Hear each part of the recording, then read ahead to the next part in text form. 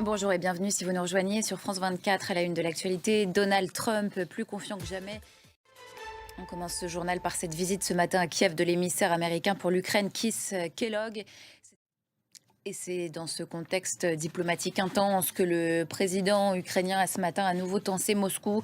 Nous ne devons jamais oublier que la Russie est dirigée par des menteurs pathologiques, je cite, ils ne peuvent pas être dignes de confiance et doivent être soumis à des pressions. Fin de citation. Il a pris la parole alors que la ville d'Odessa, dans le sud de l'Ukraine, a été à nouveau ciblée par une attaque russe. Face à ce dialogue qui s'accélère entre Washington et Moscou, l'Europe se met en ordre de bataille.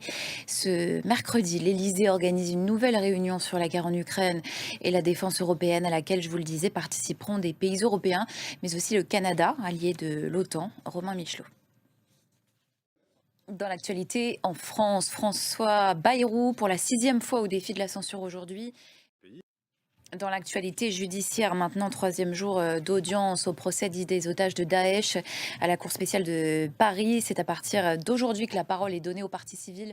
Effectivement, c'est Édouard Elias qui a pris la parole en premier devant la Cour ce matin. Il avait, à l'époque où il a été pris en otage, 22 ans.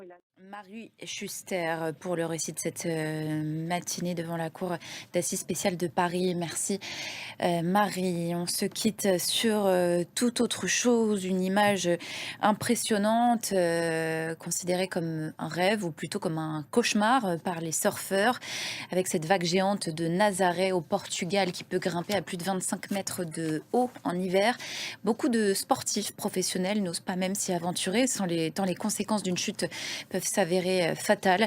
Ce spot mythique accueille une compétition spéciale lors de laquelle les Français Clément Rosero et Justine Dupont ont remporté hier le Big Wave Challenge. Regardez.